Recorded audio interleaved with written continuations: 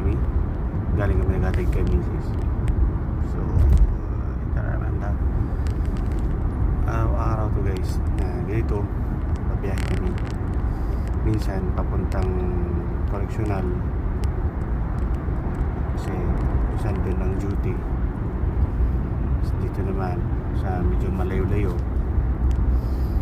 kasama ko yung aking mga junakis na nasa likod, mga tulog.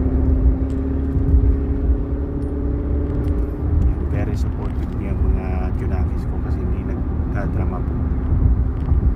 Ano, pag ginigising mo na madaling araw para ihatid yung mami nila.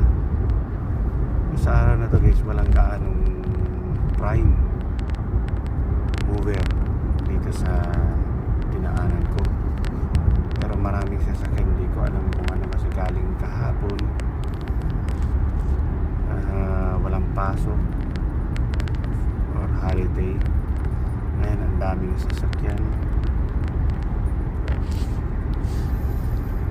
sa paligid, back to back.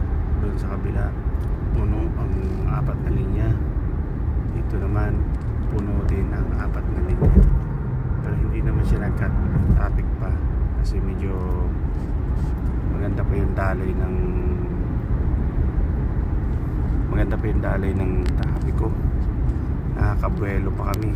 Ayan, 60, 56, 34. Nagminura ko kasi may sumingit. Siyempre giveaway tayo para makasingit siya, para makalabas siya doon sa ramp na kanyang pinanggalingan. So ito, nakita tayo isang prime. Ayan,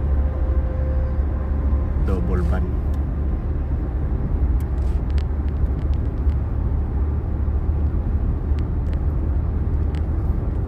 Isa pa lang yung prime na nakita natin ng araw na to. Walang ganong prime ngayong Tuesday. Walang, ito walang karga.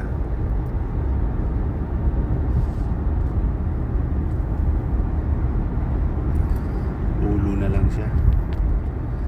Alright, thank you so much sa suporta.